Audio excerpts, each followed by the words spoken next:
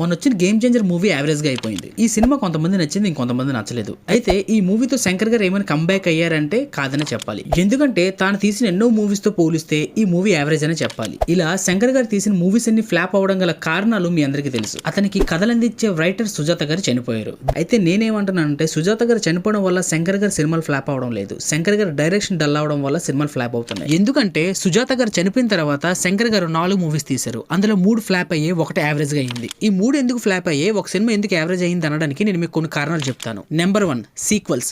శంకర్ గారు కొత్త స్టోరీకి వెళ్లకుండా సీక్వెల్స్ తీయడం అతనికి మైనస్ అయింది. భారతీయుడు, రోబో ఈ 2 సీక్వెల్స్ తీశారు. కానీ ఈ 2 సీక్వెల్స్ ఫస్ట్ కంటే మెంచుంటే అనుకుంటే అనవసరంగా సెకండ్ తీసి ఫస్ట్ దాని పరువు తీశారని అనిపించింది. Number 2, expectations. ఆడియన్స్ ఎక్స్పెక్టేషన్ ఎందుకు పెట్టుకుంటారంటే అపరిచితులు లాంటి హిట్ ఇచ్చిన శంకర్ గారు విక్రమ్ గారితో నెక్స్ట్ ఐ లాంటి మూవీ తీసి డిసప్పాయింట్ చేశారు. ఐ మూవీ ట్రైలర్ చూసిన అందరూ అపరిచితుడు కన్నా చాలా ఎక్స్పెక్టేషన్స్ పెట్టుకున్నారు ఈ మూవీ మీద. అయితే మరి గేమ్ చేంజర్ మూవీ ఎందుకు యావరేజ్ అయింది?